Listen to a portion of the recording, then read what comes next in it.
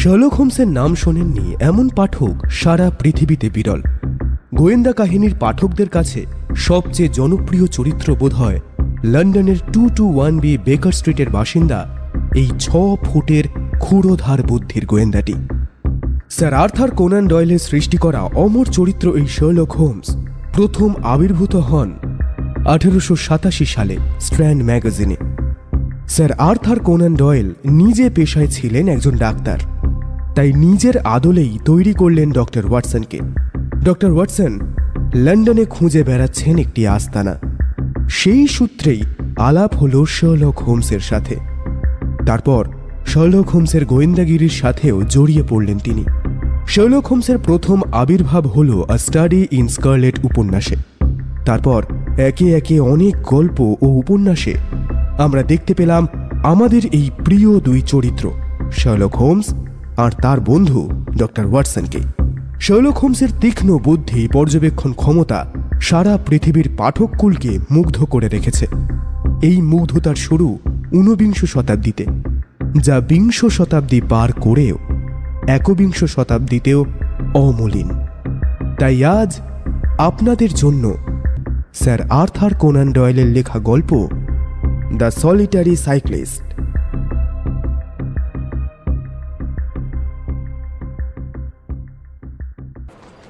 তীক্ষ্ণ চোখে miss violet স্মিথের আপাদমস্তক দেখে নিয়ে হোমস বলল, এইটুকু বুঝছি স্বাস্থ্য নিয়ে কোনো মাথা ব্যথা নেই আপনার, এবং সেরকম কোনো কারণ নিয়ে আপনার আগমন নয়। এরকম উৎসাহী বাইসাইক্লিস্টের তো অফুরন্ত এনার্জি থাকাই স্বাভাবিক। কি বলেন আপনি?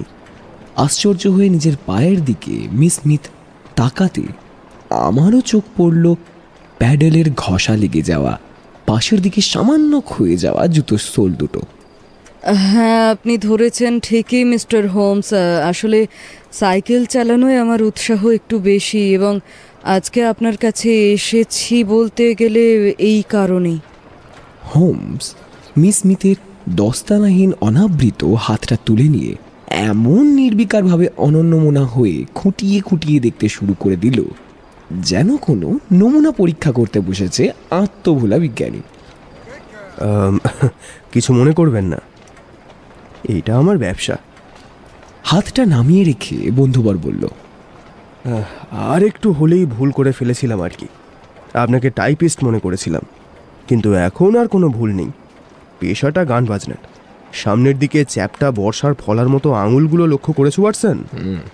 টাইপিস্ট আর বাজনাদারের আঙুলই কিন্তু এরকম হয়ে থাকে একদম, কিন্তু মুখেতে দেখছি পরমার্থ নিষ্ঠার হালকা প্রতিচ্ছবি। এই বলে আলতোভাবে আলোর দিকে মিস স্মিথের মুখটি ঘুরিয়ে দিয়ে বলল, টাইপিস্টের চোখে মুখে এরকম অমূর্ততার সাক্ষাৎ তো পাওয়া যায় না। ইনি মিউজিশিয়ান? আমি গানের মাস্টারি করি গ্রামাঞ্চলে। আপনার গায়ের রং দেখে তাই মনে হচ্ছে। হ্যাঁ, ফার্নহ্যামের কাছে, শাড়ির সীমানায়। বাহ, বড় সুন্দর পরিবেশ। এখন বলুন দেখি, শাড়ির সীমানায় ফার্নহ্যামের কাছে কি ঝামেলায় পড়েছেন আপনি? মিস্টার হোমস, বেশ কিছুদিন হলো আমার বাবা আমাদের মায়া কাটিয়েছেন। আমার বাবার নাম জেমস স্মিথ। ইম্পেরিয়াল থিয়েটারে অর্কেস্ট্রা পরিচালনা করতেন। বাবা মারা গেলে একেবারে জলে পড়লাম বললেই চলে। সংসারে আত্মীয় বলতে ছিল এক কাকা, আর তেমন কেউই নয়। আর কাকার নাম রব স্মিথ। 25 বছর আগে আফ্রিকায় অ্যাডভেঞ্চার করতে গিয়েছিলেন কাকা, এবং এই দীর্ঘ সময়ের মধ্যে তাঁর কাছ থেকে আর কোনো সাড়া শব্দ পাইনি। বাবার মৃত্যুর পরে অভাব অনটনের সংসার নিয়ে যখন জ্বলে পুড়ে মরছি আমি আর আমার মা, ঠিক সেই সময়ে শুনলাম আমরা কোথায় আছি তা জানার জন্য দ্য টাইমসে কারা যেন বিজ্ঞাপন দিয়েছে। আর খবরটা কানে আসার পর আমাদের আনন্দ উত্তেজনা খানিকটা অনুমান করতেই পারছেন আপনি। ভাবলাম শেষ পর্যন্ত বুঝি বরাত আমাদের খুলল। কারো সম্পত্তির ওয়ারিশ হয়ে বসেছি আমরা এই দুই হতভাগিনী মিলে। কাগজে আইনজ্ঞের নাম ছিল, কাজেই সিধে হাজির হলাম তাঁর অফিসে। সেখানে গিয়ে আলাপ হলো মিস্টার ক্যারুথার্স আর মিস্টার উটলি নামে দুই ভদ্রলোকের সাথে। সাউথ আফ্রিকা দেশ থেকে বেড়াতে এসেছিলেন ওরা। শুনলাম কাকা এদের বিশেষ বন্ধু ছিলেন। কয়েক মাস আগে জোহানেসবার্গে চরম দারিদ্র্যের মধ্যে মারা গেছেন উনি। মৃত্যুশয্যায় এদেরকে মিনতি করে যান যেন দেশে ফিরে তাঁর আত্মীয় স্বজনকে খুঁজে বার করে তাদের যাতে কোনো অভাব না থাকে তার ব্যবস্থা তারা করেন। শুনে ভারী আশ্চর্য লেগেছিল এই কারণে যে কাকা জীবিতকালে আমরা বেঁচে আছি কি মরে গেছি সে খোঁজটুকু নেবার দরকার মনে করেননি, মৃত্যুর পর যাতে আমাদের গায়ে আঁচড়টিও না লাগে সে ব্যবস্থা করার জন্য এত মাথা ব্যথা হয়েছিল কেন? তাও আবার তার মৃত্যুর ঠিক আগের মুহূর্তে। কিন্তু মিস্টার ক্যারুথার্স সব বুঝিয়ে বললেন বাবার মৃত্যু সংবাদ পেয়েই নাকি খুব মুষড়ে পড়েছেন কাকা। আমাদের এই দুর্গতির জন্যে নিজেকেই নাকি তাই দায়ী করেন এবং উঠে পড়ে লাগলেন তাই নিজের প্রায়শ্চিত্ত করার জন্য। মাফ করবেন, এসব কথাবার্তা কবে হয়েছিল? গত ডিসেম্বরে, ওই মাস চারেক আগে। তারপর? মিস্টার উটলি লোকটা অতি যাচ্ছে তাই। যখন তখন আমার পানে তাকিয়ে তার চোখ টেপার বহরটা যদি দেখতেন তো আপনারও আপাতমস্তক জ্বলে যেত। চেহারাটা রুক্ষ, ফুলো ফুলো মুখ, লাল গোঁফ, পরিপাটি করে আঁচড়ানো চুল, কপালের দুপাশে লেপটানো। ছোকরা বয়স, কিন্তু অতি কদর্য প্রকৃতির লোক এবং রীতিমতো নক্কারজনক। এরকম লোকের সঙ্গে আমার আলাপ আছে শুনলেও খুশি হবে না সেরেল? ওহো, তার নাম বুঝি সেরেল? একটু লাল হয়ে ওঠে মিস ভায়োলেট স্মিথ। তারপরেই ফিক করে হেসে ফেলে বললে, হ্যাঁ মিস্টার হোমস, সেরেল ইলেকট্রিক্যাল ইঞ্জিনিয়ার। গ্রীষ্মের শেষাশেষি ইচ্ছে বিয়ে করার আমাদের। কি মুশকিল, ওর কথা আবার শুরু করলাম কখন? যা বলতে আমি চাইছিলাম তা এই যে মিস্টার উডলি লোকটা নক্কারজনক হলেও মিস্টার ক্যারুথার্স কিন্তু অতটা নন।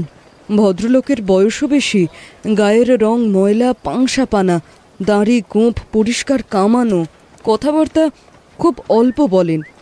স্বল্পভাষী হলেও ভদ্রলোকের ব্যবহার খুব মার্জিত এবং ভদ্র, হাসিটাও মিষ্টি। মোটের ওপর মিস্টার ক্যারুথার্সকে অনায়াসেই বরদাস্ত করা চলে। একান্ত শুভানুধ্যায়ীর মতো আমাদের খোঁজ খবর নিতে লাগলেন ওই ভদ্রলোক। আমরা বড় গরিব মানুষ শুনে উনি প্রস্তাব করলেন তাঁর বাড়িতে থেকে তাঁর 10 বছরের মেয়েকে গান শেখানোর। আমি তো মাকে ছেড়ে থাকতে রাজি হইনি। সেটা শুনে উনি বললেন প্রত্যেক শনিবার আমি না হয় মার কাছে আসব। বছরে 100 পাউন্ড দিতে রাজি হলেন উনি। বলা বাহুল্য প্রস্তাবটা খুব একটা তো খারাপ নয়, বিশেষ করে তখন আমাদের যা অবস্থা। এই যেন একেবারে আকাশের চাঁদ হাতে পাওয়া। তাই আমতা আমতা করে রাজি হয়ে গেলাম। তারপর একদিন তল্পি তল্পা নিয়ে আস্তানা গাড়লাম ফার্নহ্যাম থেকে প্রায় মাইল 6 দূরে সিলটার্ন গ্রাঞ্জে। মিস্টার ক্যারুথার্স বিপত্নিক, তাই ঘরকন্যার কাজ দেখাশোনা করার জন্য মিসেস ডিকসন নামে একজন বর্ষীয়সী লেডি হাউসকিপারকে এনে রেখেছিলেন সংসারে। মিসেস ডিকসনকে দেখলেই বোঝা যায় বেশ সম্ভ্রান্ত ঘরে তার জন্ম। আমার ছাত্রীটিও বড় ভালো। মোটের ওপর সব দেখে শুনে খারাপ লাগলো না এবং রাতারাতি নসিব খুলে যাওয়ার জন্য বেশ অবাকও হলাম, খুবই অবাক হলাম। মিস্টার ক্যারুথার্সের চমৎকার ব্যবহারের কথা আমি আর কি বলবো। এছাড়া গান বাজনার ওপর তার অনুরাগও বড় কম ছিল না। প্রতিটি সন্ধে তাই ফুরফুরে প্রজাপতির মতো হাসি খুশি ডানা মেলে উড়ে যেতে লাগলো আমার মনকে আনন্দের আভায় উজ্জ্বল করে দিয়ে। প্রত্যেক শনিবার শহরে আসতাম মাকে দেখবার জন্যে। আমার এই সুখের জীবনে প্রথম অশান্তির সূত্রপাত হলো লাল গুফো মিস্টার উডলির ধূমকেতুর মতো আবির্ভাবে। লোকটা এসেছিল মাত্র মাসখানেক থাকার জন্যে, কিন্তু আমার কাছে এই একটি মাসই 3 মাসের মতো লম্বা মনে হয়েছে। শুধু পয়লা নম্বরের বজ্জাত বললে অল্প বলা হয় মিস্টার হোমস। অতি ভয়ঙ্কর চরিত্রের লোক এই মিস্টার উডলি। ইতরের মতো প্রত্যেকের সাথে ব্যবহার, কিন্তু আমার কাছে সেই ইতরের চাইতেও অধম। তার গা ঘিনঘিনে প্রেম নিবেদন, টাকা পয়সার দম্ভ, এবং তাকে বিয়ে করলে লন্ডনের সবচেয়ে সেরা হীরের উপহারের লোভনীয় প্রস্তাবেও যখন কাজ হলো না, তখন একদিন ডিনারের পর আমাকে 2 হাতে জড়িয়ে ধরে দিব্যি করে সে বললে তাকে চুমু না খাওয়া পর্যন্ত রেহাই নেই আমার। কি আসরিক শক্তি লোকটার গায়ে আপনাকে বলে বোঝাতে পারবো না। ঠিক এই সময় মিস্টার ক্যারুথার্স এসে না পড়লে শেষ পর্যন্ত কি যে হতো ভগবানই জানেন। উনি এসে আগে আমাকে মুক্ত করলেন লোকটার ক্লেদাক্ত সাপের মতো বাহু পাশ থেকে। তারপর এক খুশিতে তাকে শুইয়ে দিলেন মেঝের উপরে। সে এক রক্তারক্তি কাণ্ড, কিন্তু এই আশাই লোকটার যে শেষ আশা তা নিশ্চয়ই বুঝেছেন। পরের দিন মাপ চাইলেন মিস্টার ক্যারুথার্স। আর কোনো দিন যে এভাবে আমাকে লাঞ্ছিত হতে হবে না সে আশ্বাসও তিনি দিলেন। সেদিন থেকে আর আমি মিস্টার উডলির স্ত্রী মুখ দেখতে পাইনি। মিস্টার হোমস, এবার আসল ব্যাপারে আসা যাক, অর্থাৎ যে কারণে আপনার কাছে আসা এবং আপনার পরামর্শ নিতে চাওয়ার ইচ্ছা। প্রথমেই বলি, প্রতি শনিবার দুপুর 12টার আগেই সাইকেলে করে আমায় ফার্মহ্যাম স্টেশনে আসতে হয় 12:22 ট্রেন ধরে আসার জন্যে। আর সিলটন গ্র্যান্স থেকে স্টেশনে আসার পথটা বড় নির্জন, বিশেষ করে এক জায়গা তো বলতে গেলে 24 ঘন্টায় খাঁখা রাস্তা। আর সার্লিংটন হলের চারিদিক ঘিরে একটা জঙ্গল আছে। এই জঙ্গলের কিনারা থেকে সার্লিংটন হিথ পর্যন্ত মাঝের মাইলখানিক রাস্তায় দিন দুপুরেও জনপ্রাণীর সাড়া পাওয়া যায় না, এত নির্জন জায়গাটা। ক্রুক্সবেরি হিলের কাছে হাই রোডে না পৌঁছানো পর্যন্ত 2-1টা গাড়ি ঘোড়া কি ওই চাষি মজুরির দেখা পাওয়া সম্ভব নয়। এরকম ফাঁকা রাস্তা সচরাচর কিন্তু দেখা যায় না মিস্টার হোমস। হপ্তা 2 আগে এই জায়গা দিয়ে যাওয়ার সময় হঠাৎ পেছনে তাকাতে দেখলাম প্রায় 200 গজ দূরে একটি লোককে। তারও বাহন একটা 2 চাকার সাইকেল। লোকটার গালে কুচকুচে কালো ছোট ছোট দাড়ি।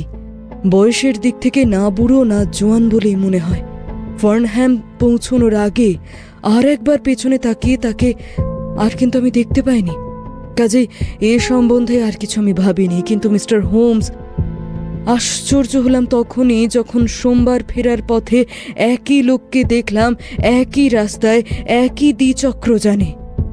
বিস্ময় আরও বাড়ল যখন একই ব্যাপারটা ঠিক আগের মতোই ঘটল পরের শনিবারে আর সোমবারে। তার আর আমার মধ্যেকার ব্যবধানটা রেখে দিলে কিন্তু লোকটা আমার উপর নির্যাতনের কোনো চেষ্টাও করলে না। তবু জানি না কীরকম বিয়াড়া লাগলো সমস্ত ঘটনাটা। মিস্টার ক্যারুথার্সকে সবটা আমি বললাম। আদ্যপান্ত শুনে ভদ্রলোকের খুব আগ্রহ জেগেছিল মনে হলো। আমায় বললেন আমার কোনো আশঙ্কার কারণ নেই, কেননা এই রাস্তা দিয়ে যাতে আমাকে আর সঙ্গীহীন অবস্থায় না যেতে হয় এজন্য তিনি ইতিমধ্যে একটা ঘোড়ার গাড়ির অর্ডার দিয়েছেন। এই হপ্তাতেই ঘোড়ার গাড়িটা এসে পৌঁছানোর কথা, কিন্তু কি কারণে জানি না তা এলো না। কাজেই আবারও সাইকেলে করে রওনা দিতে হলো স্টেশনের দিকে। আমি কিন্তু আজ সকালের কথাই বলছি মিস্টার হোমস। সার্লিংটন হিথের কাছে এসে পেছন ফিরে তাকিয়েছিলাম, আর তাকাতেই চোখে পড়ল সেই লোকটাকে। গত 2 হপ্তায় যেভাবে তাকে দেখেছি ঠিক সেইভাবেই 100-2 গজের ব্যবধানে সাইকেল চালিয়ে পিছু নিয়েছে সে। দূরত্বটা সমান রেখেছিল যাতে ভালো করে তার মুখ না দেখতে পাই, কিন্তু লোকটা যে আমার চেনা জানা নয় সে বিষয়ে আমি নিশ্চিত। পরনে গাঢ় রঙের স্যুট, মাথায় মাথায় মাথায় কাপড়ের টুপি, কুচকুচে কালো দাড়িটা ছাড়া মুখের আর কিছুই পরিষ্কার করে দেখতে পাচ্ছিলাম না। আজকে আর তেমন আমি ভয় পাইনি মিস্টার হোমস, উল্টে কৌতূহল হলো, খুব কৌতূহল হলো। তাই আমি ঠিক করলাম লোকটা কে এবং কি তার অভিপ্রায় তা আমায় জানতেই হবে, যেন তেন প্রকারেণ। গতি কমিয়ে আনলাম তাই সাইকেলে, দেখলাম তার গতিও কমে এসেছে। থেমে গেলাম তাই আমি, সেও প্যাডেল ঘোরানো বন্ধ করে দাঁড়িয়ে গেল রাস্তার ওপরে। ফাঁদটা আমি পাতলাম তখনই। রাস্তাটা এক জায়গায় আচমকা মোড় নিয়েছে জানতাম। তীর বেগে সাইকেল চালিয়ে মোড়টা ঘুরেই থেমে গেলাম আমি। প্রতীক্ষায় রইলাম দাড়িওয়ালা লোকটার। আমি ঠিক জানতাম সেও তীর বেগে মোড় ঘুরেই আমাকে পেরিয়ে যাবে, থামবার অবসর সে পাবে না। কিন্তু আর টিকি দেখতে পেলাম না আমি লোকটার। আবার ফিরে এলাম আমি মোড় ঘুরে। মাইল খানেকের মতো রাস্তার মধ্যে লোকটার ছায়াও আমি দেখতে পেলাম না। আরও আশ্চর্যের ব্যাপার কি জানেন, আমি যে রাস্তাটার কথা বলছি সেখানে রাস্তাটা দুপাশে কোনো শাখা প্রশাখা না রেখে লম্বালম্বি এসে মোড় নিয়েছে। কাজেই তার ভোজবাজির মতো মিলিয়ে যাওয়া দেখে আমার তখনকার অবস্থাটা আপনি আশা করি খানিকটা অনুমান করতে পারবেন মিস্টার হোমস। নিঃশব্দে একচোট হেসে নিয়ে দু হাত ঘষতে ঘষতে হোমস বলল, কেসটায় বেশ কিছু ভাবনার খোরাক আছে দেখছি। প্রথমবার মোড় ঘোরার পর থেকে লোকটা উধাও হয়ে গেছে দেখার আগে পর্যন্ত ব্যবধানটা ঠিক কত মিনিটের বলুন তো? মিনিট 2-3 তো বটেই। আচ্ছা, মিনিট 2-3-এর মধ্যে তো লোকটার পক্ষে ফিরে যাওয়া সম্ভব নয়।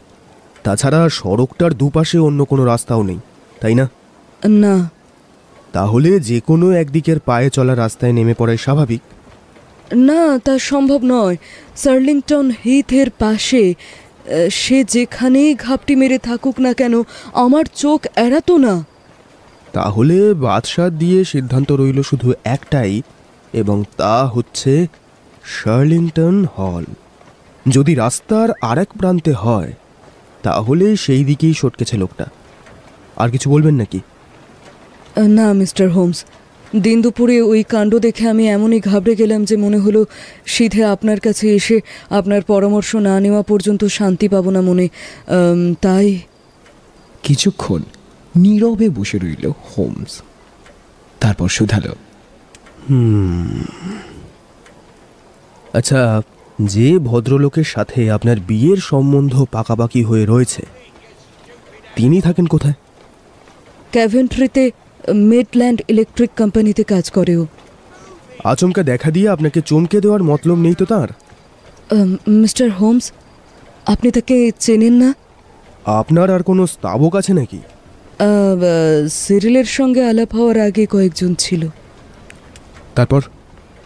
তারপর ধরুন এই উটলি নামধারী বিকট লোকটা। অবশ্য তাকে স্তাবক শ্রেণীতে ফেলবেন কিনা সে বিচার আপনার। আর কেউ? আমতা আমতা করতে থাকে মিস স্মিথ। কে সে? শুধালো হোমস। আমার মনের ভুল হতে পারে মিস্টার হোমস, কিন্তু মাঝে মাঝে কেমন জানি মনে হয়েছে মিস্টার ক্যারুথার্স আমার সম্বন্ধে একটু বেশি রকমের সচেতন। একই বাড়িতে দিনের পর দিন থাকতে থাকতে ঘনিষ্ঠ হয়ে ওঠাটা স্বাভাবিক। প্রতি সন্ধ্যায় তাঁর বাজনা টাজনাগুলো আমিই বাজাই। মুখ ফুটে কোনো দিনই কিছু বলেননি। সেদিক দিয়ে উনি ভীষণই নিখুঁত ভদ্রলোক, কিন্তু মেয়েদের মন তো ধুলো দেওয়া বড় কঠিন। গম্ভীর হয়ে উঠল হোমস। আচ্ছা, ভদ্রলোকের কাজ কারবার কি? খুব বড় লোক বলেই জানি। গাড়ি ঘোড়া তো নেই? না না না, থাকলেও খুব সচ্ছল অবস্থা। সপ্তাহে 2 দিন উনি শহরে যান। দক্ষিণ আফ্রিকায় সোনার শেয়ার নিয়ে নাওয়া খাওয়া ভুলেছেন বললেই চলে। মিস স্মিথ, নতুন কিছু ঘটলেই আমাকে জানাবেন। আপাতত আমি খুবই ব্যস্ত, তবুও কথা দিচ্ছি আপনার কেসটা নিয়ে মাথা ঘামানোর মতো সময় আমার হবে। ইতিমধ্যেই আমাকে না জানিয়ে হুট করে কিছু করে বসবেন না যেন। Good bye. সুখবর শোনার আশায় রইলাম। মিস স্মিথের পায়ের শব্দ সিঁড়িতে মেলানোর আগেই হারিয়ে যাওয়ার চিন্তার খেই ধরতে যেন পাইপটার দিকে হাত বাড়িয়ে হোমস বলল, কেসটার কতগুলো পয়েন্ট আর ইঙ্গিত লক্ষ্য করার মতো। একটা পয়েন্ট আমিও লক্ষ্য করেছি। হুম, একই জায়গায় বারবার রোড সাইড রোমিও দেখা দিচ্ছে কেন? এই তো। এক্স্যাক্টলি। যাক, প্রথমেই আমাদের জানা দরকার শার্লিংটন হল এর বাসিন্দা কারা। তারপর মিস্টার ক্যারুথার্স আর উডলির আচার ব্যবহার দেখে বোঝা যাচ্ছে সম্পূর্ণ ভিন্ন প্রকৃতির মানুষ দুজনে। তাই যদি হয় তাহলে ওদের মধ্যকার আসল সম্পর্কটাই বা কি? আর রাল্ফ স্মিথের আত্মীয় স্বজনের খোঁজ খবর নেওয়ার বেলায় ওদের দুজনেরই বা এত আগ্রহ দেখা দিচ্ছে কেন? আরেকটা পয়েন্ট, দ্বিগুণ বেতন দিয়ে যিনি গভর্নেন্স নিয়ে আসেন বাড়ি থেকে 2 মাইল দূরের স্টেশনে যাতায়াত করার জন্য তিনি ঘোড়া রাখেন না। এ কেমনতর ব্যবস্থা ওয়াটসন? সত্যিই কিরকম খাপ ছাড়া লাগছে, তাই না? খাপ ছাড়া তো লাগছে। তুমি যাবে নাকি? না হে না, গেলে তোমাকেই যেতে হবে। এসব সামান্য ব্যাপার নিয়ে আমি আমার মূল্যবান গবেষণার ব্যাঘাত ঘটাতে চাই না। সোমবার সকাল সকাল ফার্নহ্যামে পৌঁছে শার্লিংটন হিথের কাছাকাছি কোথাও ঘাপটি মেরে বসে থাকবে, কেমন? সোমবার সকালে ফার্নহ্যাম স্টেশনে নেমে শার্লিংটন হিথ খুঁজে বার করতে বিশেষ বেগ পেতে হলো না। মিস স্মিথের শনি সোমবারের অ্যাডভেঞ্চারে সিনটি দেখলে এমন জায়গায় দাঁড়ালাম যাতে হলের দুদিকে তরুণ ছাড়াও দুপাশে প্রসারিত রাস্তার বহুদূর পর্যন্ত দেখতে পাওয়া যায়। এতক্ষণ জনপ্রাণীর সাড়া ছিল না রাস্তায়। আমি ঝোপের আড়ালে দাঁড়াতে না দাঁড়াতেই যেদিক দিয়ে এসেছি তার উল্টো দিকের রাস্তায় দেখলাম একটা চলন্ত সাইকেল। সাইকেলটা আসছে আমার দিকেই। চালকের পরনে কুচকুচে কালো স্যুট, একগাল কালো দাড়িও চোখে পড়ল। শার্লিংটন জমির শেষাশেষি এসে লাফিয়ে সাইকেল থেকে নেমে পড়ল কৃষ্ণ বেস সাইক্লিস্ট।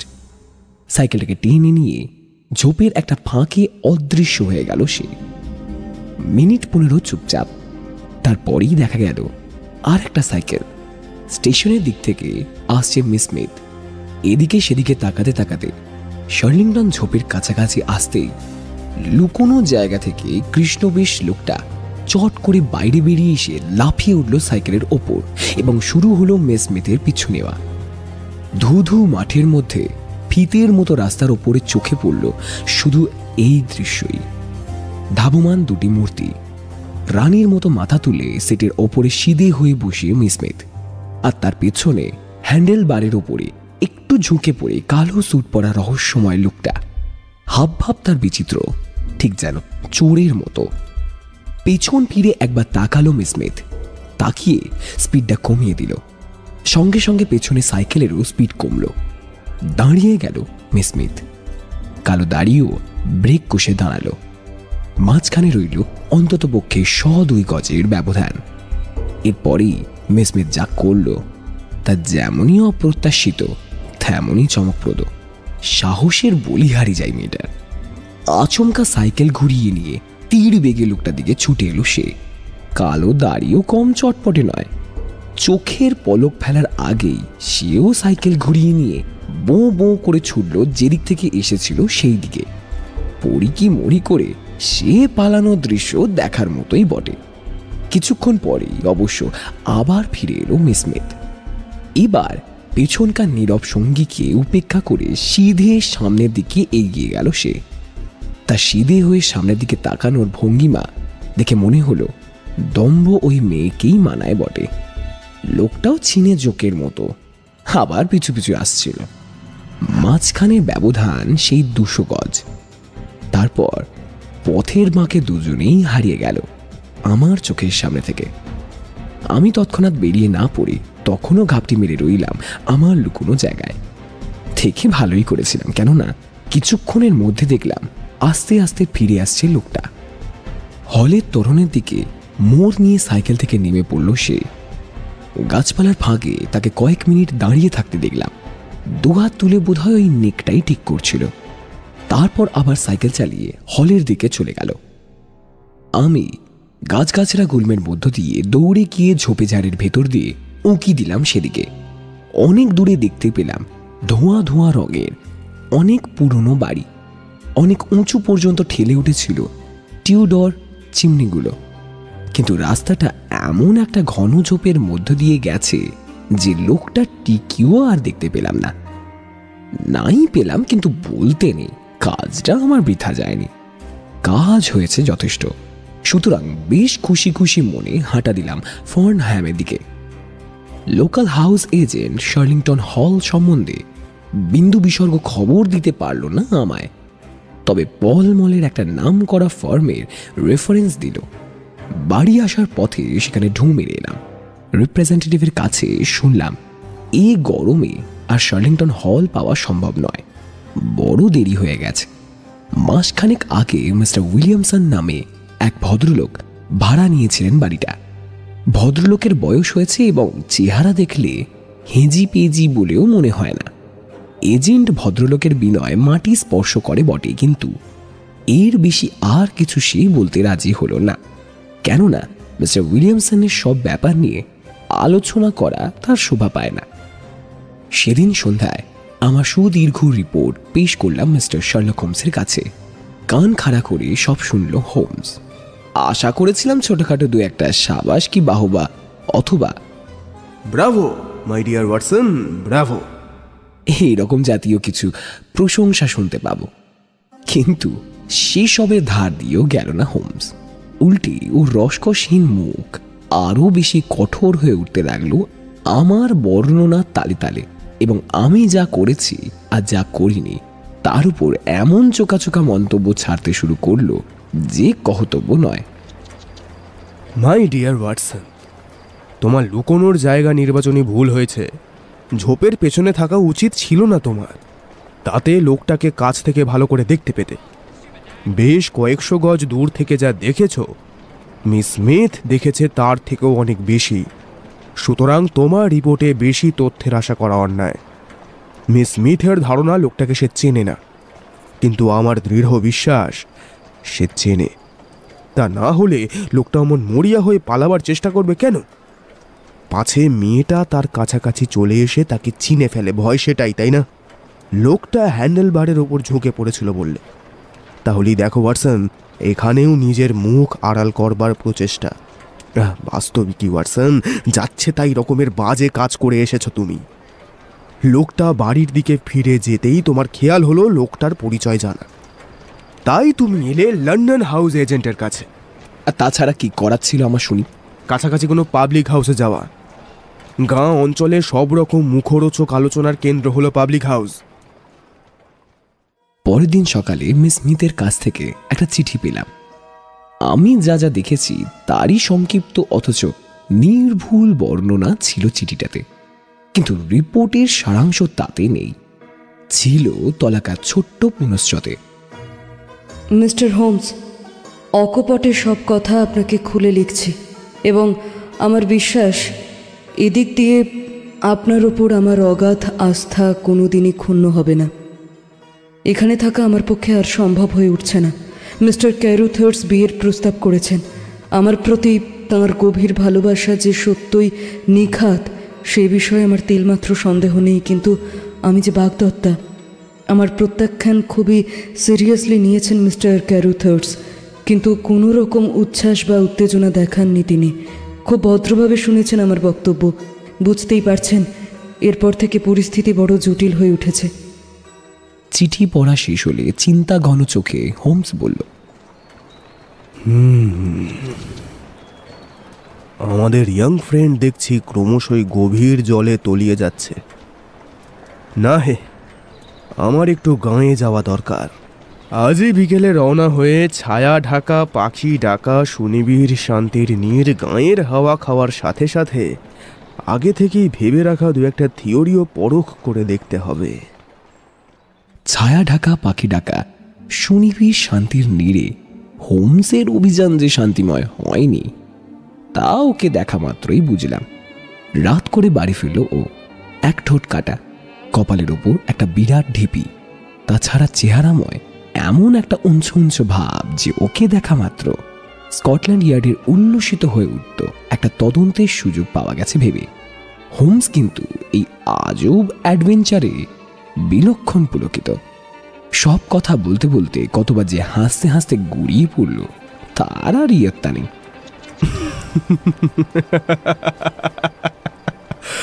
ওয়াটসন, তোমাকে আগেই বলেছিলাম পাড়াগাঁও অঞ্চলে 5 জনে বসে আড্ডা মারে এমন জায়গা খুঁজে বার করতে।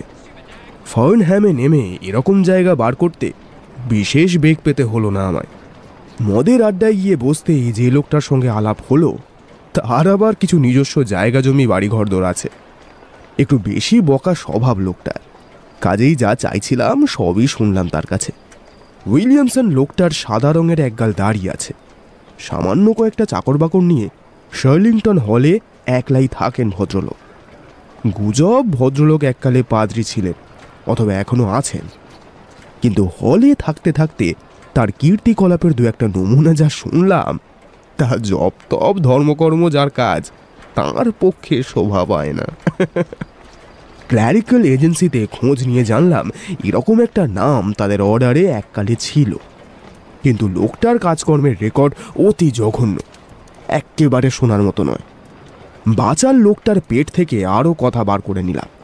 প্রতি সপ্তাহে শনি রোববার নাগাদ অনেকের আগমন ঘটে শার্লিংটন হলে। বিশেষ করে একজনের কথাই বললেন ভদ্রলোক। লোকটার নাম মিস্টার উডলি, লাল লাল গোঁফ। অনেকদিন পর্যন্ত তাকে এক নাগারে হলে থাকতে দেখা গেছে। ঠিক এই সময় হলো বিপত্তি। যার সম্বন্ধে এত কথা সেই মিস্টার উডলি যে স্বয়ং পাশের ঘরে পিপে থেকে গড়িয়ে বিয়ার খাচ্ছিল তা কি আর আমি জানি চাই? শুধু মদ্যপানি করেনি, আড়ি পেতে আমাদের সব কথাই শুনেছে। আর কথার মাঝেই গটগট করে ঢুকে শুরু হলো অশ্রাব্য গালিগালাজের সঙ্গে অজস্র প্রশ্নবার। কে আমি, কি আমার অভিপ্রায়, এসব প্রশ্ন জিজ্ঞাসা করার মানে কি? তবে জানো ওয়াটসন, কথাবার্তা বেশ বলে লোকটা। সে কি বচনের তোর বাবা! বিশেষণগুলো বড় বড় চোখা চোখা। বৃষ্টির মতো গালি বর্ষণ শেষ হলো মক্ষম একটা ঘুষি ঝেড়ে। পেছন দিক দিয়ে হাত ঘুরিয়ে তার মারখানা দেখার মতো। হ্যাঁ, কিন্তু বরাত মন্দ হে, ঘুষিটা একেবারে এড়িয়ে যেতে পারলাম না। তার পরের মিনিট কটা কিন্তু অতি উপাদেয়। বাঁ হাতের সিধে মার ওই একবারই। পাকা বদমাশ হলে কি হবে, মিস্টার উডলিকে বাড়ি যেতে হলো গাড়িতে। আর আমার অবস্থা তো দেখছই।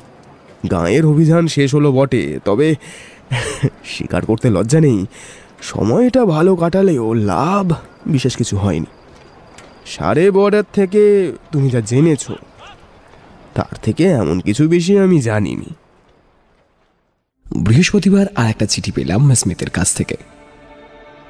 মিস্টার হোমস, শুনে নিশ্চয়ই খুব বেশি অবাক হবেন না, আমি মিস্টার ক্যারুথার্সের চাকরি ছেড়ে দিচ্ছি।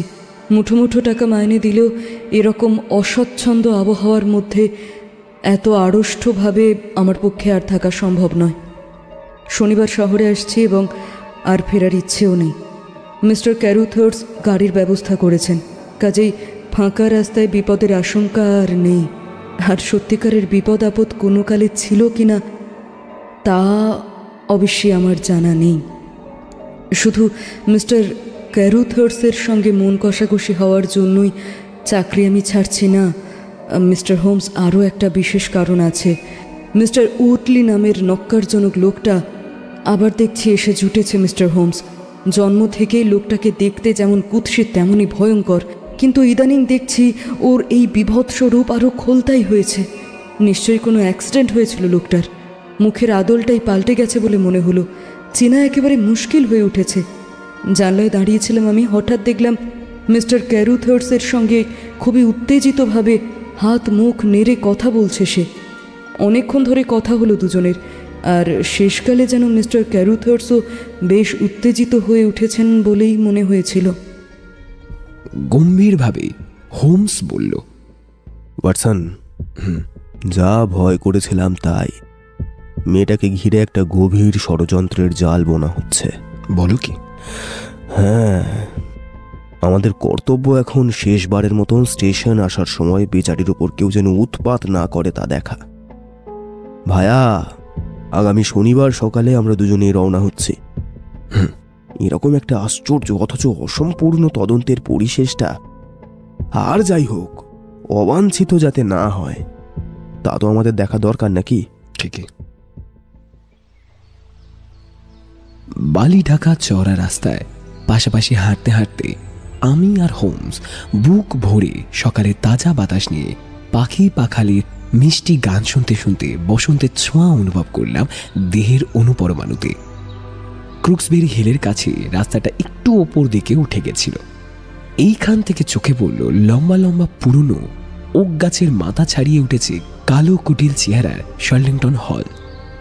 ওক গাছগুলো তো পুরনো বটেই, কিন্তু তাদের থেকেও আরো বেশি স্থবির মনে হচ্ছিল হলটাকে, যার প্রতিটি ইঁটে প্রতিটি পাথরে অগন্তি বছরের অনেক ইতিহাস লেখা। সবুজ গাছপালা আর বাদামি রঙের ঝোপঝাড়ের মাঝখানকার লালচে হলদে ফিতের মতো সুদীর্ঘ পথটা আঙুল দিয়ে দেখালো হোমস। অনেক দূরে দেখলাম একটা ছোট্ট কালো ফুটকি, একটা ছোট্ট গাড়ি। দেখি অসহিষ্ণুভাবে এই যা বলে চিৎকার করে উঠল হোমস।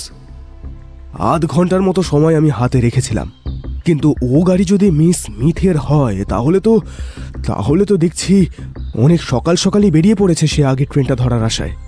ওয়াটসন, শার্লিংটনে ওর সঙ্গে দেখা হবে বলে মনে হয় না আমার। কেন? আরে আমরা পৌঁছানোর আগেই শার্লিংটন পেরিয়ে যাবে ওর গাড়ি। চড়াইটা পেরিয়ে আসার পর থেকেই গাড়িটা আর দেখতে পাচ্ছিলাম না বটে, কিন্তু গতিবেগ আমাদের এমনই বেড়ে গেল যে আমার মতো কুড়ে মানুষের 24 ঘন্টায় যার হাত পা গুটিয়ে ঘরে বসে থাকা কাজ, আত্মারাম তো খাঁচা ছাড়া হওয়ার জোগাড়। বলা বাহুল্য পিছিয়ে পড়লাম আমি। হোমসের কথা আলাদা। প্রথমত এরকম দৌড়ঝাঁপ করা ঝামেলা তো তাকে বলতে গেলে 12 মাসই পোহাতে হয়। তাছাড়া ওর এই অফুরন্ত নার্ভাস এনার্জি ভান্ডার ভাঙিয়ে যেভাবে খুশি, যতক্ষণ খুশি নিজের উদ্যম শক্তিকে জিয়ে রাখতে পারেও, কাজেই তার ক্যাঙ্গারুর মতো লাফিয়ে চলার এতটুকু মন্দগতি দেখা গেল না। আমাদের মধ্যে ব্যবধান তখন প্রায় 100 খানেক গজ। আচমকা স্তব্ধ হলো ওর ক্যাঙ্গারুর লাফ। মুহূর্তে দুহাত শূন্যে ছুঁড়ে এমন ভাব করলে যেন নিরাশায় দুঃখে নিঃশেষ হয়ে গেল ও। ঠিক সেই মুহূর্তে পথের বাঁকে দেখা গেল 2 চাকার একটা ঘোড়ার গাড়ি। কদম চালে মোড় ঘুরেই গড়গড় ঝনঝন শব্দে তীর বেগে গাড়িটা ধেয়ে আসতে লাগলো আমাদের দিকে। দৌড়াতে দৌড়াতে চিৎকার করে উঠল হোমস।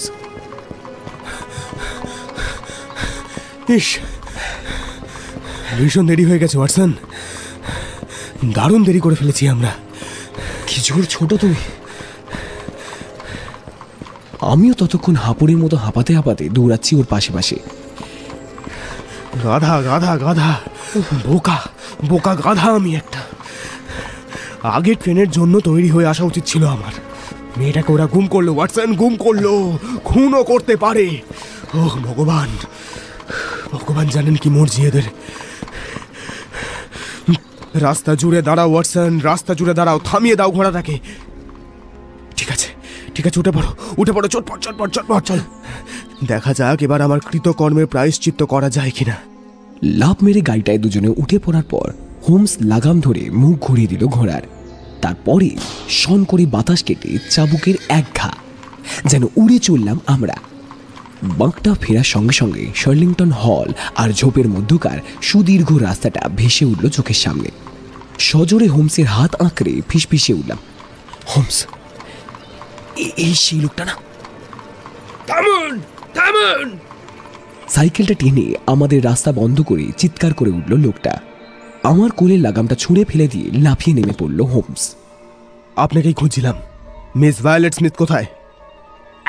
আমিও তো তাই জিজ্ঞেস করছি আপনাকে। তারই গাড়ি হাঁকিয়ে এলেন আর জানেন না সে কোথায়?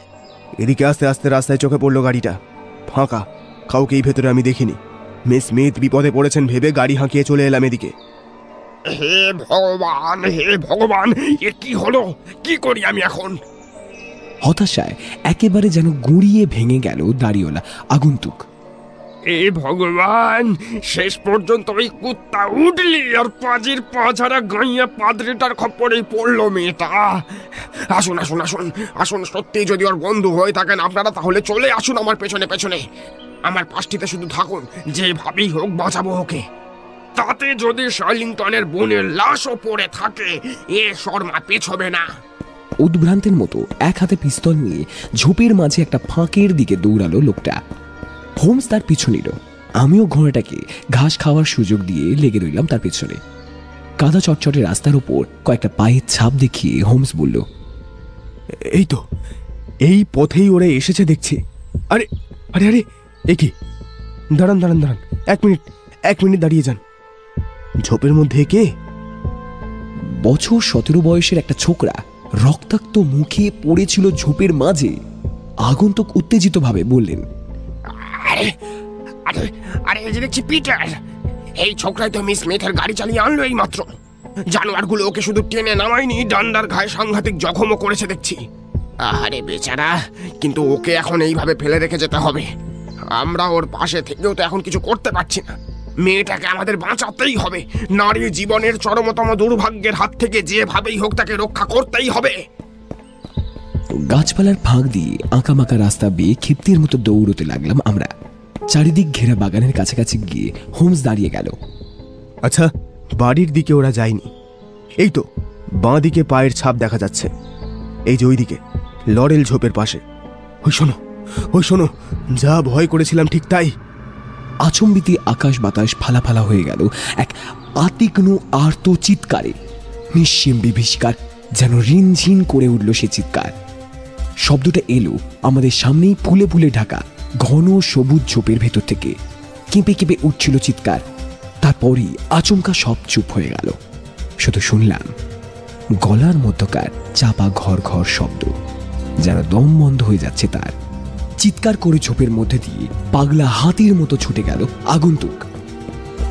কাপুরুষ কুকুর কোথাকার, পেছনে আসুন, আপনারা আমার পেছনেই থাকুন। বড় দেরি হয়ে গেছে। হায় হায় হায়, এ কি হলো? আচম্বিতে শেষ হয়ে গেল ঝোপঝাড়ের বাধা। এসে পড়লাম ভেলভেটের মতো নরম সবুজ ঘাসে আস্তরণ বিছানো এক টুকরো খোলা জমির উপর। সবুজ আয়নার মতো টুকরো জমিটার চারপাশে বড় বড় বহু পুরনো ওক গাছের সারি। জমি ওদিকের প্রান্তে দৈত্যের মতো বিরাট একটা ওক গাছের ছায়ায় 3 জন লোকের ছোট্ট একটি দল দাঁড়িয়ে। 3 জনের মধ্যে একটা মেয়ে, মিস স্মিথ। সামনের দিকে মাথা ঝুলে পড়েছিল তার, এবং মনে হলো জ্ঞান নেই। রুমাল দিয়েও মুখটা বাঁধা দেখলাম। উল্টো দিকে দাঁড়িয়ে পাশবিক চেহারার হোঁতকা মুখ লাল গোঁফ একজন জোয়ান। বোতাম লাগানো চামড়ার গেইটার পরা, 2 পা ফাঁক করে দাঁড়িয়ে সে। এক হাত কোমরে আর এক হাতে দুলছে একটা ঘোড়ার চাবুক। মাথা চুল থেকে পায়ের নখ পর্যন্ত দেহের প্রতিটি অংশে ভাবে ভঙ্গিমায় নিষ্ঠুর বিজয়োল্লাস। অপরিসীম ঔদ্ধত্য যেন লিকলিকে চাবুকের মতোই হিল হিল করে উঠছিল। তাদের মাঝে দাঁড়িয়ে আরও একজন পুরুষ। লোকটার বয়স হয়েছে, ধোঁয়াটে রঙের এক গাল দাড়ি, হালকা টুইট স্যুটের ওপর ধবধবে সাদা খাটো আলখাল্লা। মাঠের কিনারায় আমরা দেখা দিতেই প্রার্থনা বইটা এমনভাবে সে পকেটে পুরল যেন এইমাত্র বরকনের বিয়ে সাঙ্গ হলো। তারপর মহাফূর্তিতে ক্রূর প্রকৃতির বরবাবাজি পিঠ চাপড়ে অভিনন্দন জানাতেও ভুল করল না। রুদ্ধশ্বাসে বললাম আমি, বিয়ে হয়ে গেল ওদের। আমাদের গাইড শুধু বলল, চলে আসুন। বলতে বলতে সবুজ ঘাস জমির উপর দিয়ে উল্কা বেগে ধেয়ে গেল সামনের দিকে। পিছনে আঠার মতো লেগে রইলাম হোমস আর আমি। ছুটতে ছুটতে দেখলাম মিস স্মিথ টলমলিয়ে উঠে গাছের গুড়িতে হেলান দিয়ে সামলে নিল নিজেকে। ততক্ষণে আর আমার বুঝতে বাকি নেই যে সাদা আলখাল্লা পরা ধোঁয়াটে দাড়ি আধবুড়ো লোকটাই উইলিয়ামসন। এককালে কিছু সময়ের জন্য পাদ্রিগিরিও সে করেছে। আমাদের দেখেই শ্লেষ ভরে বিনয়ের পরাকাষ্ঠা দেখালো সে বাতাসে মাথা টোকে বো করে। ইতর চেহারার উডলি লোকটাও মাঠবন কাঁপিয়ে অট্টহাস্য করে উঠল জানোয়ারের মতো। এ হাসি শুধু বিদ্রুপের নয়, বিজয় উল্লাসের। হাসতে হাসতে চাবুক দোলাতে দোলাতে সে এগিয়ে এলো আমাদের পানে।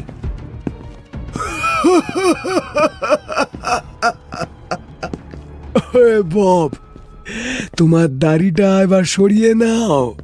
তোমাকে যখন আমি হারে হারেই চিনি, তখন ও জিনিসটা রেখে আর হাসিও না আমাকে। যাই হোক, সাঙ্গ পাঙ্গ নিয়ে ঠিক সময় এসে পড়েছো দেখছি। এসো, মিসেস উডলির সঙ্গে আলাপ করিয়ে দিই তোমাদের। এই কথার উত্তর আমাদের গাইড যেভাবে দিল তাতে তাক লেগে গেল আমার। পলক ফেলার আগেই ছদ্মবেশ খসিয়ে ফেলল সে। এক হ্যাঁচকা টানে কয়লা কালো কুচকুচে দাড়ির বোঝা সরিয়ে নিতেই বেরিয়ে পড়ল পরিষ্কার দাড়ি গোঁফ কামানো পাঙাশ পানা লম্বাটে ধরনের একটি মুখ। দাড়িটা মাঠের ওপর ছুঁড়ে ফেলে দিয়ে রিভলভার তুলে এবার লক্ষ্য করল গোয়ার জাহাবাজকে। কেউটে সাপের মতো হাতের ঘোড়ার চাবুকটা দোলাতে দোলাতে বিপজ্জনকভাবে যে তখনও এগিয়ে আসছিল আমাদের পানে। আমাদের দোস্ত বলল, হ্যাঁ, আমি বব ক্যারুথার্স, আর মেয়েটিকে যেভাবেই হোক উদ্ধার করব আমি। সেজন্য এমন কিছু নেই এই দুনিয়ায় যা আমি করতে প্রস্তুত নই। আমি তোমায় আগেই হুঁশিয়ার করে দিয়েছিলাম, ওর গায়ে হাত দিলে কিন্তু ভগবানের দিব্যি আমার কথার নড়চড় হবে না, জেনে রেখো। বড় দেরি করে ফেলেছো তুমি। ভায়োলেট এখন আমার বউ। না, তোমার বিধবা। চকিতে খানিকটা আগুন ঝলসে উঠল তার রিভলভারের নলটাতে। ফায়ারিংয়ের শব্দ মিলিয়ে যাবার আগেই উডলির ওয়েস্টকোটের সামনেটা ফিনকি দিয়ে বেরোনোর রক্তে দেখতে দেখতে ভিজে গেল। আর তো চিৎকার করে এক পাক ঘুরে গেল সে। তারপরই চিৎপাত হয়ে দড়াম করে আছড়ে পড়ল মাটির ওপর।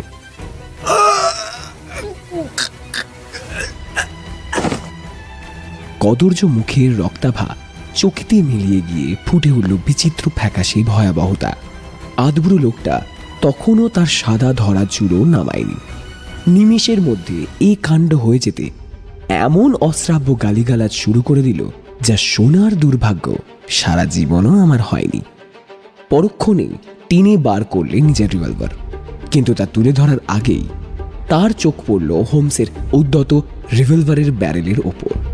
কঠিন স্বরে হোমস বলল, যথেষ্ট হয়েছে, পিস্তল ফেলুন। ওয়াটসন, হ্যাঁ, ওটা তুলে নাও। ওরই মাথা লক্ষ্য করে দাঁড়াও। ধন্যবাদ। ক্যারুথার্স, আপনার রিভলভারটাও আমাকে দিন। মারপিটের আর দরকার নেই। এগিয়ে আসুন, দিয়ে যান রিভলভার। কে আপনি? আমার নাম শার্লক হোমস। Good Lord! আমার নাম আপনি শুনেছেন দেখছি। পুলিশ না আসা পর্যন্ত তাদের কর্তব্যই আমায় করতে হবে। এই, এদিকে এসো। ঝোপঝাড় ঠেলে ফাঁকা মাঠের উপর এসে দাঁড়িয়েছিল ভয়ার্ত গারোয়ানটা। তাকেই চিৎকার করে ডাকলো হোমস। কি হলো? এদিকে এসো। যত তাড়াতাড়ি পারো এই চিরকুটটা নিয়ে যাও ফার্নহ্যামে। নোটবুকের পাতা ছিঁড়ে খসখস করে কয়েকটা লাইন লিখে হোমস বলল, পুলিশ স্টেশনে গিয়ে সুপারিনটেন্ডেন্টকে দেবে চিঠিটা। উনি এসে না পৌঁছানো পর্যন্ত আপনাদের প্রত্যেককেই আমার হেফাজতেই থাকতে হবে। অত্যন্ত কড়া আর প্রভুত্বময় ব্যক্তিত্ব হোমসের। স্বল্প কথার খবরদারিতে চকিতের মধ্যে অমন একটি খুন খারাপির দৃশ্য এসে গেল তার হাতের মুঠোয়। আমরা প্রত্যেকেই যেন তার হাতের পুতুল হয়ে গেলাম। উইলিয়ামসন আর ক্যারুথার্স আহত উডলিকে ধরাধরি করে নিয়ে গেল বাড়ির ভেতরে। আমি নিয়ে এলাম মিস স্মিথকে। বেচারি দারুণ ঘাবড়ে গেছিল কাণ্ড কারখানা দেখে। আহত উডলিকে বিছানায় শুইয়ে দেয়া হয়েছিল। হোমসের অনুরোধে তাকে পরীক্ষা করে রিপোর্টটা দিতে এলাম। মান্ধাতা আমলের পর্দা ঝোলানো ডাইনিং রুমে দুই বন্দীকে সামনে বসিয়ে সিদে হয়ে বসেছিল হোমস। বললাম, বেঁচে যাবে লোকটা। তড়াক করে চেয়ার ছেড়ে লাফিয়ে উঠে চিৎকার করে উঠল ক্যারুথার্স। ওপরে গিয়ে আগে ওকে শেষ করি, তারপর অন্য কথা। আপনি কি বলতে চান? ডানা কাটা পরীর মতো অমন সুন্দরী মেয়েটির সারা জীবন ওই জানোয়ার রোরিং জ্যাক উডলির সঙ্গে জড়িয়ে থাকবে? এ নিয়ে আপনার দুশ্চিন্তার কোনো দরকার নেই। মস্ত দুটো কারণে কোনো মতেই উডলির বউ হওয়া সম্ভব নয় মিস স্মিথের পক্ষে। প্রথমে আমরা অনায়াসেই মিস উইলিয়ামসনকে জিজ্ঞেস করতে পারি যে আদপে বিয়ে দেওয়ার মতো কোনো ক্ষমতা তার আছে কিনা। আলবাত আছে। চিলের মতো চেঁচিয়ে উঠল বুড়ো রাস্কেল উইলিয়ামসন। ছিল, ইয়েস ছিল, এবং পরে কেড়ে নেওয়া হয়েছে। একবার যে পুরুত হয় চিরকাল সেই পুরুতই থাকে। আমার তা মনে হয় না। লাইসেন্স আছে? বিয়ের জন্য একটা লাইসেন্স আনিয়েছি, আমার পকেটেই আছে। তাহলে তা চালাকি করে আনানো হয়েছে বলবো। সে যাই হোক, জোর করে দেওয়া বিয়েকে বিয়ে তো বলেই না। উল্টে এ মহাপাতকের কাজ যারা করে তাদের অপরাধের গুরুত্ব যে কতখানি তা টের পাবেন শিগগিরই। এ ব্যাপার নিয়ে ভাববার জন্য কম করে বছর 10 সময় তো পাবেনি, অন্তত আমার তো তাই বিশ্বাস। মিস্টার ক্যারুথার্স, হ্যাঁ, পিস্তলটা পকেটে রেখে দিলেই বুদ্ধিমানের কাজ করতেন আপনি। এখন তা বুঝেছি মিস্টার হোমস। জীবনে আমি একবারই ভালোবেসেছি, আর আর আমার এই ভালোবাসা, বুঝতেই পারছেন, মিস স্মিথকে ঘিরে একটু একটু করে গড়ে উঠেছে এতদিন ধরে। তাই সব রকমভাবে তাকে আড়াল করবার চেষ্টা করেছি। সম্ভব অসম্ভব যাবতীয় বিপদের ধাক্কা থেকে তাকে রক্ষা করার চেষ্টা করেছি আমি। কিন্তু এত করেও যখন দেখলাম যার সংস্পর্শে এসে ভালোবাসা কাকে বলে জেনেছি, সে পড়েছে এমন একজনের খপ্পরে যার নামে কিমবার্লি থেকে জোহানেসবার্গ পর্যন্ত আবাল বৃদ্ধ বনিতা শিওরে ওঠে। সারা আফ্রিকায় যার জড়িদার হওয়ার মতো মানুষ, পশু আর খুনি গুন্ডা আর দুটো নেই। তখন আর নিজেকে সামলাতে পারলাম না। চিন্তা বুদ্ধি বোধে সমস্ত আচ্ছন্ন হয়ে গেল উন্মাদ রাগে। মিস্টার হোমস, বেশি কথা কি, আমার চাকরিতে মিস স্মিথকে বহাল করার পর থেকে একটি দিনের জন্য ওকে আমি বাড়ির চৌহদ্দি ছেড়ে বাইরে বেরোতে দিইনি। কেননা ওই রাস্কেলগুলো যে অষ্টপ্রহর ওঁত পেতে রয়েছে তার জন্যে। তার কেউ না জানলেও আমি তো জানি। এমনকি বাড়ি ছেড়ে যেখানেই সে একলা রওনা হয়েছে, আমিও সাইকেলে তার পিছু নিয়েছি, পাছে কেউ তার উপর হামলা করে বসে এই ভয়। অবিশ্বাস্য লাগছে, তাই না? বেশ কিছুটা তফাতে থেকে সাইকেল চালিয়েছি এবং পাছে চিনে ফেলে তাই নকল দাড়ি লাগিয়ে ছদ্মবেশ ধারণ করতে হয়েছে আমাকে। হয়তো এসবের দরকার হতো না যদি আর 5টা মেয়ের মতো হতো মিস স্মিথ। কিন্তু তার মতো তেজি মেয়ে বড় একটা তো দেখা যায় না। কাজেই রাস্তাঘাটে বেরোলেই আমি তার পিছু নিয়ে জানলে আর এক মুহূর্ত আমার চাকরিতে সে থাকতো না। টেলিগ্রাম আসার পরেই বুঝলাম আর সবর করা সম্ভব নয় ওদের পক্ষে। এসপার কি ওসপার যা হয় কিছু একটা ওরা করবেই এবার। টেলিগ্রাম? কিসের টেলিগ্রাম? পকেট থেকে একটা টেলিগ্রাম বার করলো ক্যারুথার্স। এই দেখুন, খুবই সংক্ষিপ্ত টেলিগ্রাম। এই যে বুড়ো অক্কা পেয়েছে। বুঝছি, এবার জলের মতোই সব বুঝছি। এবং এই টেলিগ্রাম পাওয়ার পর কেন তারা উঠে পড়ে লেগেছে তাও আর অস্পষ্ট নেই আমার কাছে। দয়া করে উৎকর্ণ হয়ে শুনুন, তারপর বলুন আর কিছু গোপন রইল কিনা। প্রথমেই বলি, আপনারা 3জনই, মানে আপনি উইলিয়ামসন, আপনি ক্যারুথার্স আর উডলি, এসেছেন সাউথ আফ্রিকা থেকে। পয়লা নম্বরের কাঁচা মিথ্যে। বুড়ো ঘুঘু বলে উঠল সঙ্গে সঙ্গে। মাস কয়েক হলো এদের আমি দেখেছি। তার আগে এদের চন্দ্রবদন দেখার সৌভাগ্য আমার কোনোদিনই হয়নি। তাছাড়া আফ্রিকায় আমি জীবনে যাইনি। কাজেই মিস্টার ব্যস্তবাগী হোমস, আপনার মূল্যবান তদন্ত ফল পাইপে ভরে কিছুক্ষণ ধূমপান করলে বিলক্ষণ খুশি হব আমি। হ্যাঁ, মিথ্যে বলেনি উইলিয়ামসন। বেশ বেশ বেশ, না হয় আপনারা দুজনেই এসেছেন আফ্রিকা থেকে। প্রভুপাতকে তাহলে আমাদের স্বদেশি মালি বলবো। সাউথ আফ্রিকায় রাল্ফ স্মিথের সঙ্গে আলাপ হয়েছিল আপনাদের। আপনারা জানতেন বেশি দিন বাঁচবে না সে, আর জানতেন বুড়ো অক্কা পেলে তার সব সম্পত্তি পাবে তার ভাইঝি। কিরকম, ঠিক হচ্ছে তো? ক্যারুথার্স মাথা হেলিয়ে সায় দিল, আর শুয়োরের মতো ঘোঁত করে আর এক পশলা গালিগালাজ সৃষ্টি করল বুড়ো উইলিয়ামসন। এই ভাইঝি তার সম্পত্তির একমাত্র উত্তরাধিকারী। আরও একটা জিনিস আপনারা জানতেন, বুড়ো কোনো উইলি করবে না। হ্যাঁ, তা করবে কি করে? লিখতে পড়তেই জানতো না। কাজেই আপনারা দুজনে কষ্ট করে সাগর লঙ্ঘন করে এলেন এ দেশে। উদ্দেশ্য মেয়েটাকে খুঁজে বার করা। আপনার মতলব ছিল অভিনব। একজন বিয়ে করতেন মেয়েকে, আর একজন বখরা নিতেন লুটের সম্পত্তির। যে কোনো কারণেই হোক উডলিকে স্বামী নির্বাচন করা হয়। কেমন, ঠিক হচ্ছে তো? হ্যাঁ, জাহাজে আসার সময় বাজি ফেলে তাস খেলছিলাম।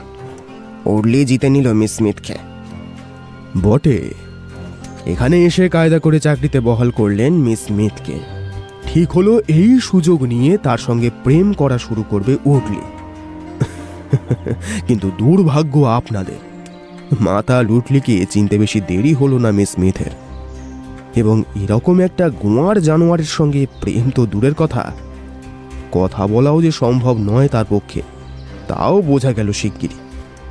ইতিমধ্যেই আপনার সব বন্দোবস্তই ভণ্ডুল হয়ে গেল একটি কারণে। আপনি নিজেই মিস স্মিথের প্রেমে পড়ে গেলেন। কাজেই একটা ইতর লোক আপনার ওপর টেক্কা মেরে তাকে জিতে নিয়ে যাবে, এ চিন্তা আপনার কাছে বিছের কামড়ের মতো যন্ত্রণাময় হয়ে উঠল কি? তাই তো? না না, কিছুতেই এ হতে পারে না। আপনার মনে হলো না না না না না, এ কিছুতেই হতে পারে না। তাই একদিন ঝগড়াঝাটি হলো দুজনের মধ্যে। আপনার উপর গনগনে রাগ নিয়ে বাড়ি ছেড়ে বেরিয়ে গেল সে, এবং শুরু হলো আপনাকে বাদ দিয়ে ভায়োলেট হরণের আয়োজন। উইলিয়ামসন, এ ভদ্রলোকের কাছে আর কিছু চেপে লাভ আছে কি? হ্যাঁ, দারুণ ঝগড়া হয়েছিল আমাদের মধ্যে। আমাকে ঘুষি মেরে পেরে ফেললি উঠলি। এদিক দিয়ে আমিও কম যাই না, কাজেই শোধ নিলাম তখনই। তারপর থেকে যেন উবে গেল উঠলে। এই পাদ্রী হতভাগার সঙ্গে তখনই যোগ সাজস হয় ওর। লক্ষ্য করলাম মিস স্মিথ যে পথ দিয়ে স্টেশনে যায় তারই ধারে দুজনে ঘাঁটেই পেতেছে একসাথে। তখন থেকেই মিস স্মিথের ওপর নজর রাখা শুরু করলাম আমি। কেননা হাওয়ার সুবিধের মনে হলো না আমার। ওদেরকেও আমি চোখে চোখে রাখলাম, কেননা ওদের আসল ফন্দিটা যে কি তা ঠিক বুঝে উঠছিলাম না। দিন দুয়েক আগে বাড়ি বয়ে এসে এই টেলিগ্রামটা দেখালো উঠলে। বুড়োর মৃত্যু সংবাদ দেওয়ার পরেও জিজ্ঞেস করলে এর পরেও চুক্তি অনুসারে আমি কাজ করব কি না। আমি সোজা না বলে দিলাম। ও আবার জিজ্ঞেস করলে মেয়েটাকে আমি বিয়ে করে তাকে টাকার বখরা দেব কিনা। আমি বললাম বিয়ে করতে পারলে তো খুশি হতাম, কিন্তু কিন্তু সে রাজি হবে না। ও বললে আগে ওর বিয়েটা লাগিয়ে দাও তো, তারপরে হপ্তাখানেক কি দুয়েক পরে দাওয়াই দিলে সব শীতে হয়ে যাবে। আমি বলে দিলাম ওসব জোর জবরদস্তির কথা শুনতে আমি রাজি নই। রাগে আগুন হয়ে কদর্য গালিগালাজ করতে করতে চলে গেল উঠলে। ওর মতো ছোট লোক ইতরের মুখে অবশ্য ও ধরনের গালাগালি বেমানান নয় মোটেই। যাবার সময় শাসিয়ে গেল যে ছলে বলে কৌশলে মেয়েটাকে সে নিজের কোটরে পড়বেই। এই হপ্তার শেষের দিকেই তার এই চাকরি ছেড়ে চলে যাওয়ার কথা। স্টেশন পর্যন্ত একটা গাড়ির ব্যবস্থাও করেছিলাম আমি, কিন্তু কিন্তু মন আমার মানল না। তাই নিজেই সাইকেলে পিছু নিয়েছিলাম তার। সবে রওনা হয়েছিল সে, আমিও নিরাপদ ব্যবধান বজায় রেখে পিছু নেওয়া শুরু করেছি। কিন্তু তার আগেই সব শেষ হয়ে গেল। যখনই দেখলাম দুজন ভদ্রলোক তার গাড়ি চালিয়ে ফিরে আসছে, বুঝতে আর কিছুই বাকি রইল না আমার। উঠে দাঁড়িয়ে সিগারেটের টুকরোটা আগুনের চুলিতে টোকা মেরে ফেলে দিয়ে হোমস বলল, ইদানিং মাথাটা আমার বড়ই মোটা হয়ে গেছে ওয়াটসন। যখনই তোমার রিপোর্ট পেশ করার সময় বললে দাড়িওয়ালা সাইক্লিস্ট তোমার দিকে পিছন করে বাগানের ঝোপের মধ্যে দুহাত তুলে বোধহয় নেকটাই ঠিক করছিল, তখনই আমার সব বুঝে নেওয়া উচিত ছিল। তখনই আমার সব বুঝে নেওয়া উচিত ছিল। কেসটার পাণ্ডুলিপির তলায় দেখছি অনেকদিন পরে নিজেই আরও দু একটি কথা লিখে রেখেছিলাম। মিস ভায়োলেট স্মিথ বিপুল সম্পত্তি পেয়েছিল উত্তরাধিকার সূত্রে, এবং এখন সে ওয়েস্টমিনিস্টারের নাম করা ফার্ম মর্টন অ্যান্ড কেনেডির পার্টনার সিরিল মর্টনের বধূ। অপহরণ আর লাঞ্ছনার অভিযোগে উইলিয়ামসন 7 বছরের আর উডলি 10 বছরের।